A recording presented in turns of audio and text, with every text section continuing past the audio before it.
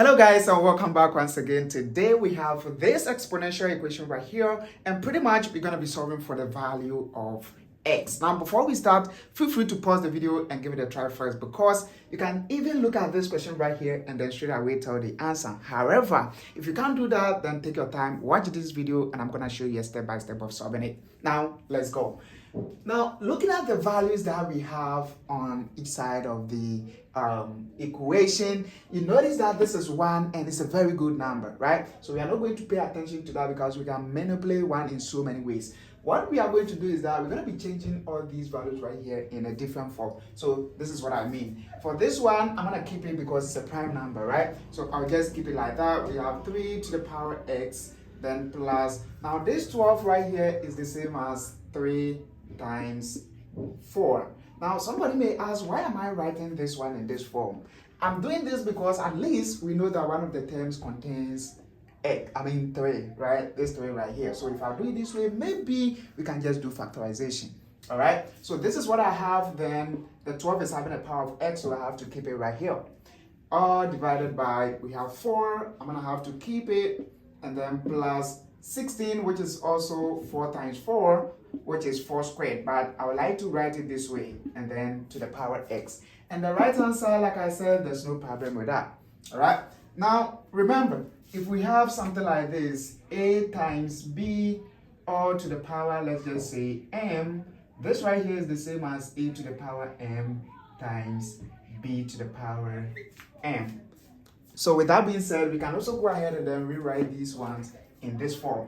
All right, so that means we're going to be getting 3 to the power x plus 3 to the power x times 4 to the power x, all divided by 4 to the power x plus 4 to the power x times 4 to the power x. However, you can just rewrite this one as 4 to the power 2x. It doesn't change anything, right?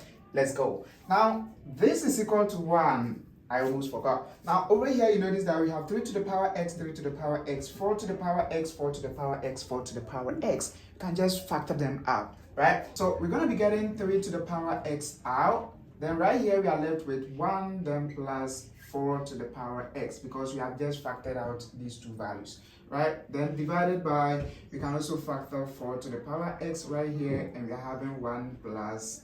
We have 2 of them, so if 1 is out, definitely we are left with 1 of them.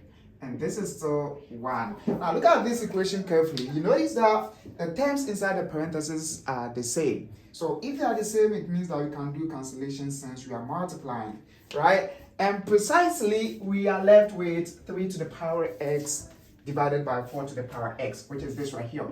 3 to the power x divided by 4 to the power x, and this is equal to 1.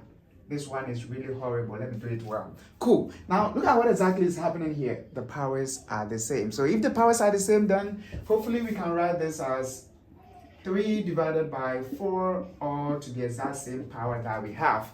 And this is equal to 1. Now, here's the deal.